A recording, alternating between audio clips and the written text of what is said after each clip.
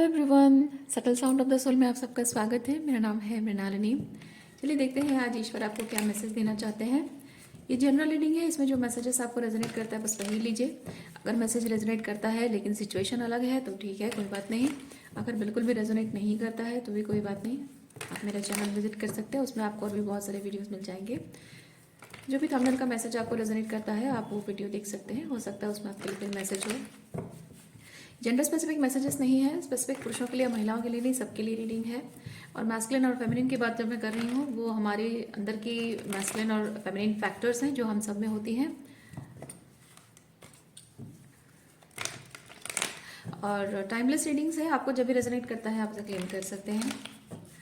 क्या universe please बताइए, जो भी मेरे व्यूअर्स या कलेक्टिव इस रीडिंग को देख रहे हैं उनके लिए क्या मैसेज है, उनकी क्या एनर्जी है और उनके लिए क्या मैसेज है, प्लीज़ बताएं। क्या यूनिवर्स, थैंक यू।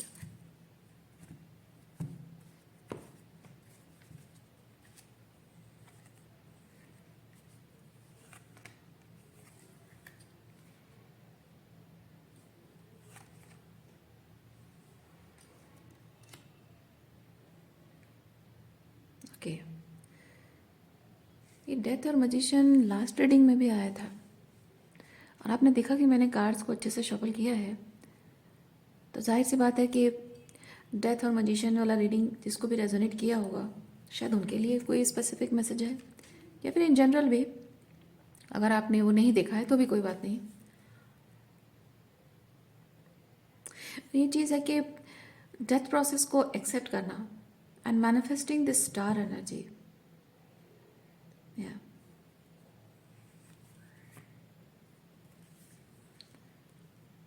ओके, हो सकता है कि जब आप इस स्टार एनर्जी को, ये हीलिंग प्रोसेस को, अपने आप के साथ अलाइनमेंट में आने का प्रोसेस को जब आप अपना रहे हैं तो थोड़े टाइम के लिए आपको अकेला रहना पड़ रहा होगा। पर ये अकेला रहना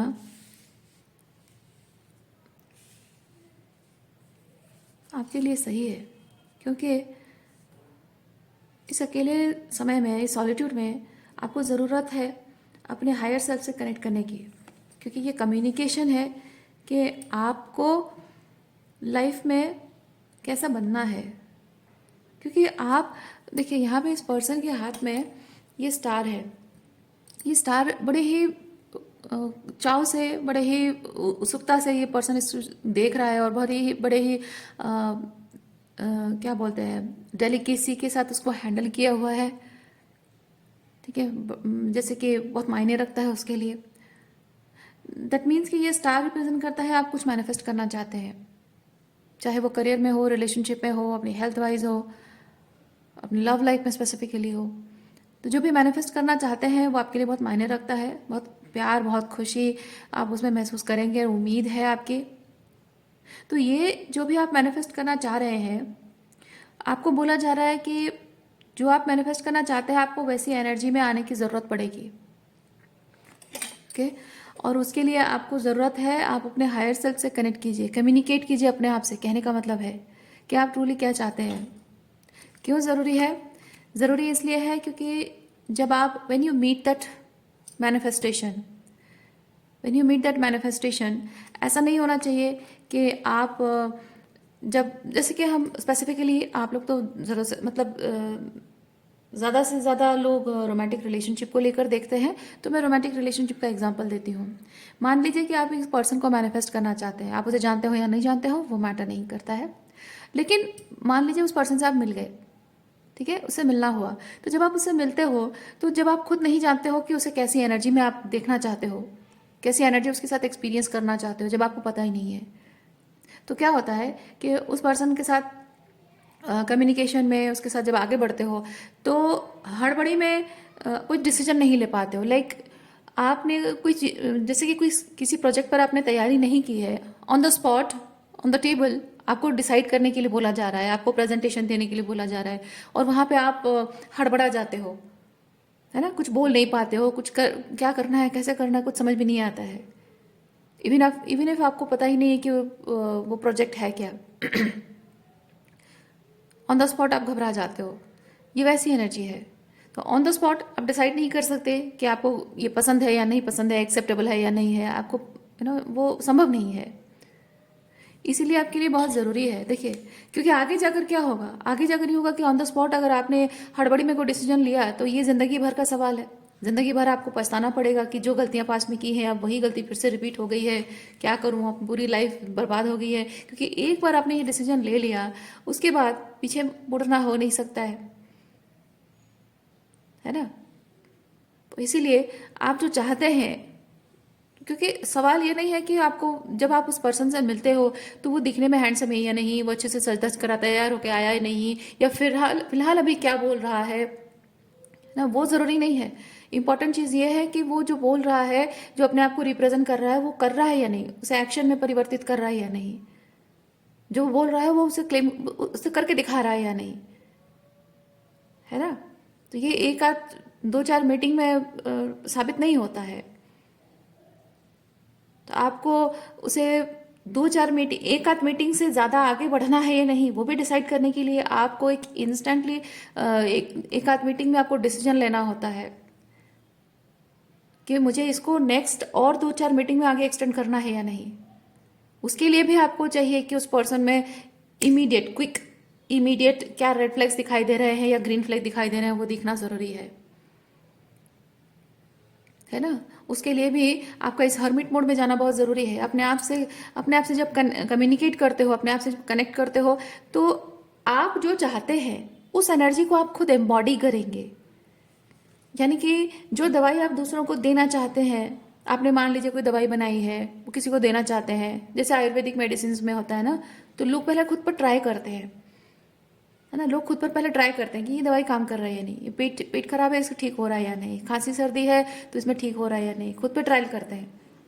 उसका आफ्टर इफेक्ट अच्छा है तो ठीक है, अब वो दवाई रजिस्टर हो जाता है, वो लिख लेते हैं कि हाँ ये जो जड़ी बूटी है, पत्ता है, फल है, इसको मिला के इसे बनाने से ये होता है, तो दवाइयाँ ऐसी बनी है ना। इसको मिला के ऐसे ऐसे करने से ये अच्छा काम करता है। इसमें अगर ये इतनी मात्रा डाल दी जाए तो काम नहीं करता है, या फिर इतनी मात्रा डाल दी जाए तो वो बहुत ज़्यादा खराब करता है।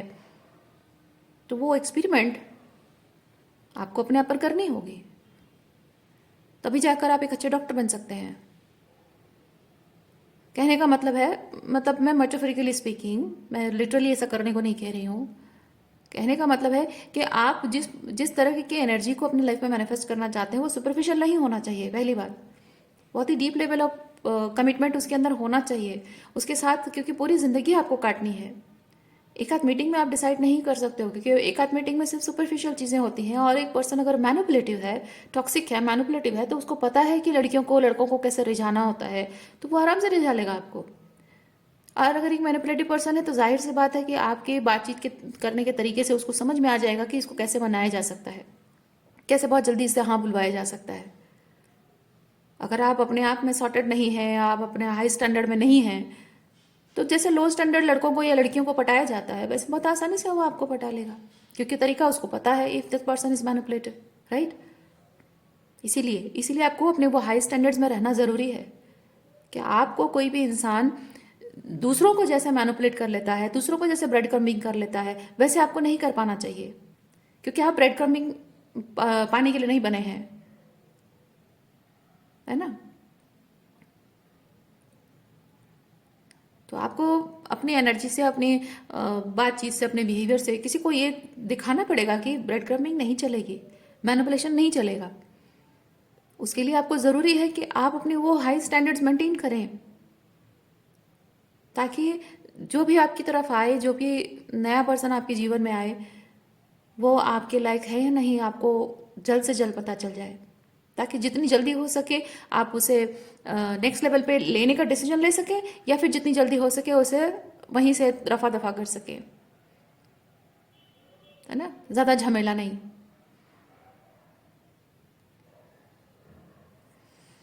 तो उसके लिए क्लियर एंड सॉर्टेड होना ज़रूरी है। तो आप होंगे कैसे?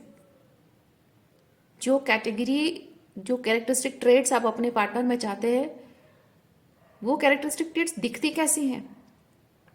कोई पर्सन ऐसी एनर्जी में बिहेव कैसे करता है, और उस एनर्जी को कोई आउटसाइड दूसरा पर्सन, ठीक है, जब कोई रियल एंड ऑथेंटिक होकर कोई अगर रहता है तो वो कैसा होता है, उस वैसे रियल एंड ऑथेंटिक होकर रहना होता कैसा है, और ऐसे रहने से लोगों का उसके प्रति रिएक्शन कैसा होता है।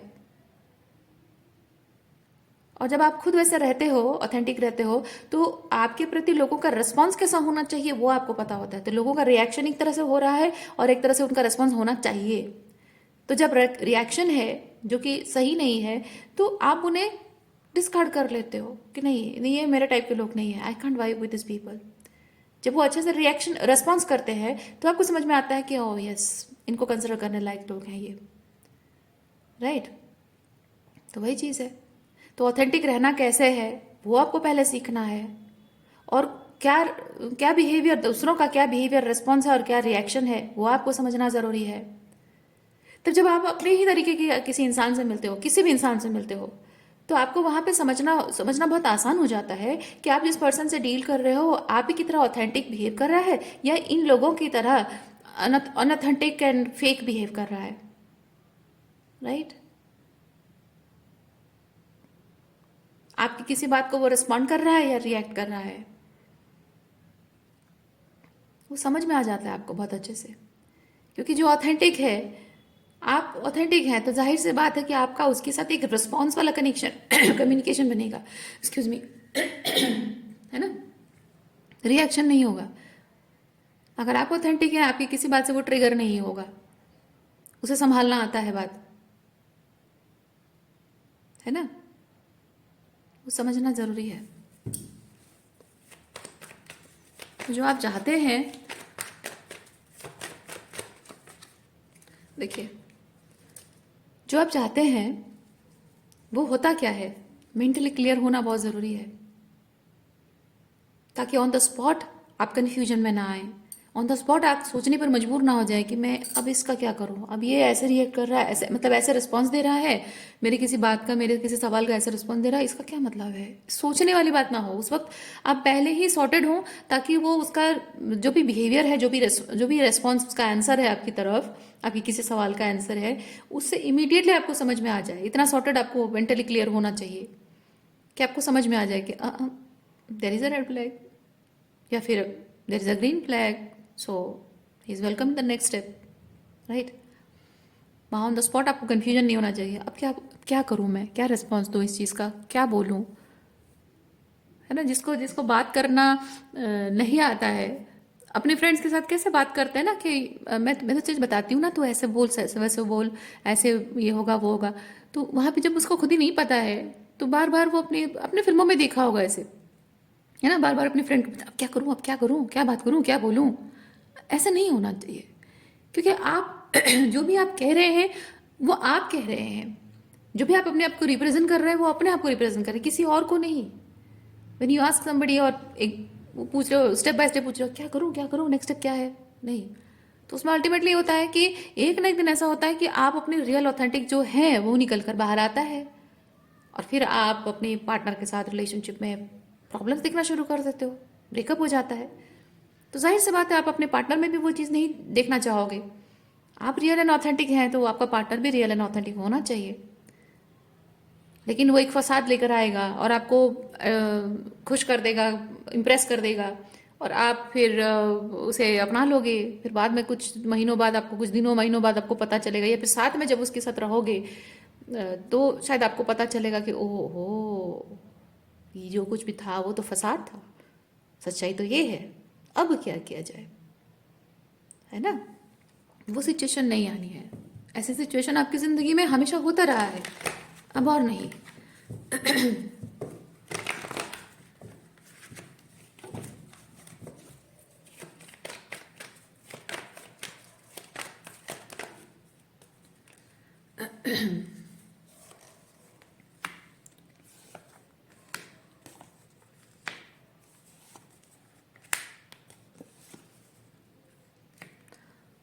आपको यहाँ भी बताया जा रहा है ये ये जो भी आप थोड़ा समय ले रहे हैं किंग ऑफ सॉर्ड्स की एनर्जी में आने के लिए, जो समय ले रहे हैं ना, ये लेना बहुत ज़रूरी है, ठीक है। किंग ऑफ सॉर्ड्स का मतलब हाँ होता है कि कोई पर्सन बहुत कोल्ड हार्टेड है, लेकिन ये भी हो सकता है आपकी रीडिंग में ये है कि आप कोल्ड हार्टेड नहीं है। आप अगर किसी को स्ट्रेट फॉरवर्ड नो कह रहे हैं, स्ट्रेट फॉरवर्ड उसे कोई ऐसी बात कह रहे हैं जो कि हो सकता है उसे उसके ईगो को ठेस पहुंचे,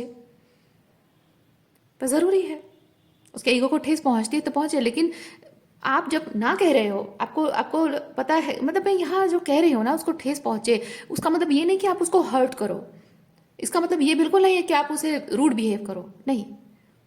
आप पोलाइटली भी उसको ना कह सकते हो, पोलाइटली भी उसे उसकी सच्चाई दिखा सकते हो, है ना।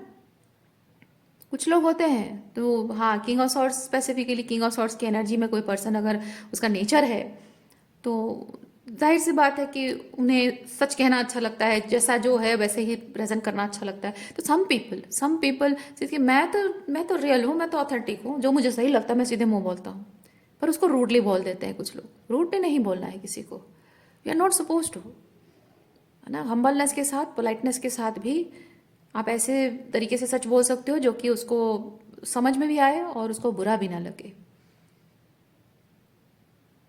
ठीक है, देखिए किंग ऑफ कप्स, हम्बलनेस के साथ, एम्पैथी के साथ किसी को ना बोलना कि no I am not interested,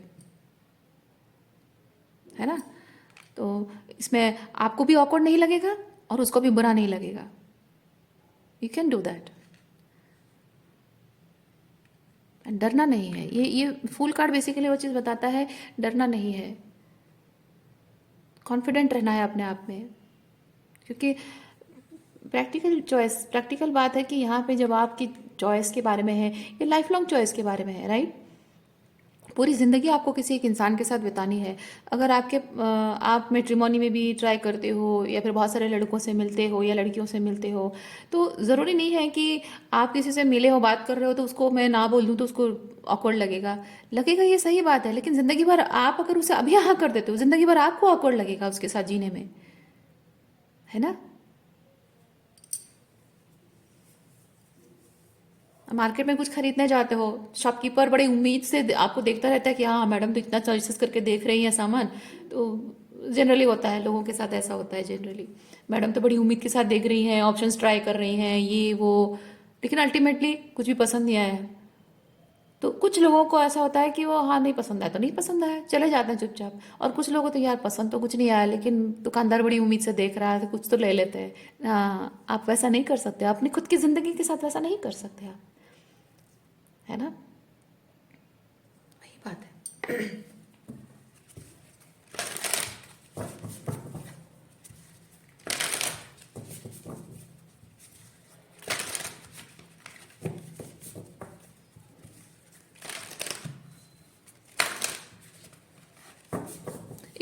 even if अगर आप इस पर्सन को जानते हैं, जो पर्सन आपकी जिंदगी में आएगा, specifically I am talking about twin flames.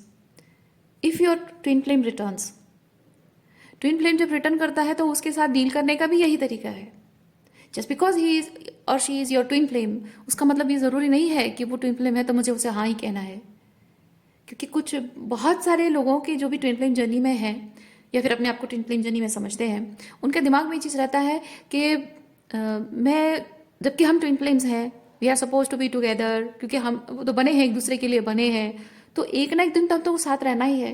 तो अगर मैं उसकी किसी बात को, किसी बिहेवियर को देखकर मैं उसको रिजेक्ट कर देता हूँ, कर देती हूँ, मना कर देती हूँ, तो आगे जाकर तो अल्टीमेटली कुछ दिनों बाद, महीनों बाद तो हमको फिर तो साथ में रहना ही है। तो तब तो मुझे हाँ कहना पड़ेगा। तो ये ऑकवर्ड हो जाएगा कि आज मैं उसे मना कर दूँ, रिजेक्ट कर दूँ, फिर बाद में तो हमको शादी करनी ही है, एक साथ रहना ही है, फिर हमेशा वो बात चुपती रहेगी।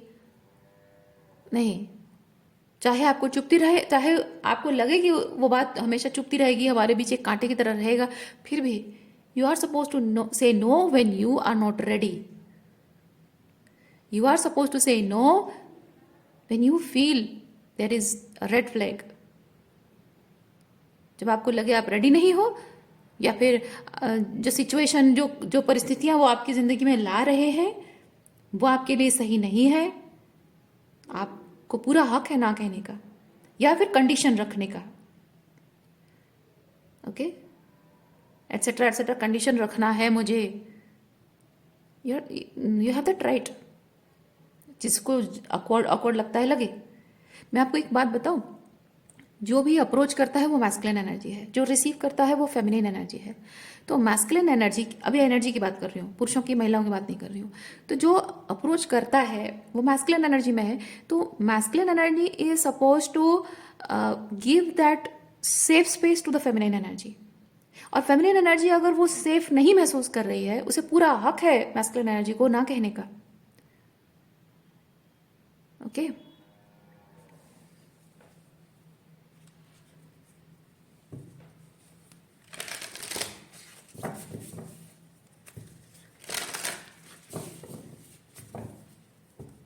अगर कोई मैस्कुलिन एनर्जी उस फेमिनिन एनर्जी के साथ रहना चाहता है बावजूद उसके कि वो ना कह रही है, तो अब ये मैस्कुलिन एनर्जी की जिम्मेदारी बन जाती है कि फेमिनिन एनर्जी को कहाँ कैसे सेफ फील होगा, मैं वैसा एनवायरनमेंट क्रिएट करूँ। वो मैस्कुलिन एनर्जी की रिस्पॉन्सिबिलिटी बन जाती है। सच्चे दिल से अगर प्यार है तो वो मैस्कुलिन एनर्जी वो फेमिनिन एनर्जी के लिए वो सेफ स्पेस ज़रूर क्रिएट करेगा। और अगर उसे अपने सेफ स्पेस क्रिएट करने के लिए वो नहीं चाहता है या समर्थ नहीं है, एक्सक्यूजेस देने लगा, that means that masculine energy is not right for the feminine energy. Okay,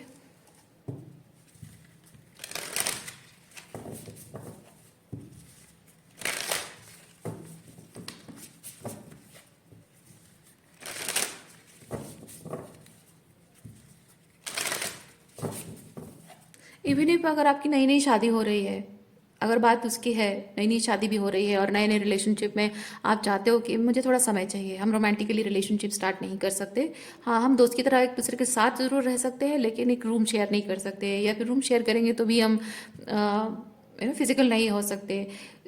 your spouse should be ready to say yes, okay I agree with you. वो होता है सच्चा साथी। इवन इफ शादी हो चुकी है और हक बनता है, हक बनता है मतलब ये नहीं कि ज़बरदस्ती किसी से हक लिया जाए दूसरा पर्सन, क्योंकि ये relationship is not about him और her, relationship is all about both of you. तो दोनों उसके लिए अग्री होना ज़रूरी है, रजामंदी बहुत ज़रूरी है।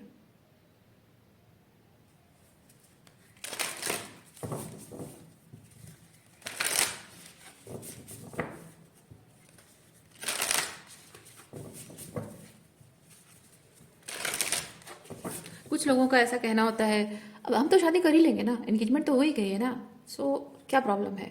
नहीं, प्रॉब्लम है जब एक दूसरा पर्सन रेडी नहीं है उस चीज़ के लिए और उसे सही नहीं लग रहा है तो नहीं लग रहा है ना। ऐसे बहुत सारी चीज़ें हो सकती हैं, मैं जस्ट एक आध एग्जाम्पल दे रही हूँ। बहुत सारी ऐसी चीज़ें हो सकती हैं जहाँ आपको नो कहने की ज़रूरत है, या फिर आपको वहाँ बाउंड्री सेट करने की ज़रूरत है। नहीं ठीक है, I will be with you, but yes there is a yes from me, but et cetera मेरी कंडीशंस हैं, you have to follow that. आपको कहना पड़ेगा, आपको रियल एंड ऑथेंटिक होकर अपनी बात कम्युनिकेट करने की ज़रूरत है। आप जो भी कोई ऑफर कर रहा है, क्या ऑफर कर रहे हैं उसको क्लियर होना बहुत ज़रूरी है, और जो आप रिसीव कर रहे हो वो भी आपको चाहिए या नहीं चाहिए वो भी क्लियर होना ज़रूरी है, और आप इसमें क्या चाहते हो वो कंडीशन भी रहना बहुत ज़रूरी है। क्योंकि आप जो चाहते हो आप किसी और के नुकसान के लिए नहीं कर रहे हो, किसी को कंट्रोल करने के लिए नहीं कर रहे हो, आप चाहते हो अपने हाईएस्ट गुड के लिए, आपको जो अच्छा लगता है इस रिलेशनशिप के हाईएस्ट गुड के लिए जो अच्छा लगता है ना, वो कंडीशन आप रख रहे हो, तो वो उसकी रेस्पेक्ट करना बहुत ज़रूरी है।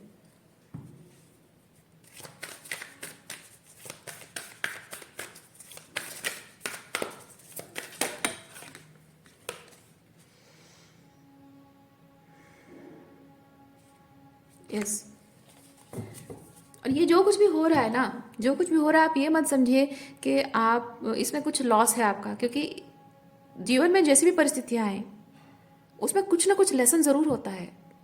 और अगर ये थोड़ा सा डिफिकल्ट एंड चैलेंजिंग अगर आपके रिलेशनशिप के लिए बन रहा है ना, या आपके लिए भी अकेले रहते हो, अकेले रहना पड़ रहा है, तो इसमें आप सीख रहे हो, क्योंकि ये चीज़ आपने सीखा, राइट।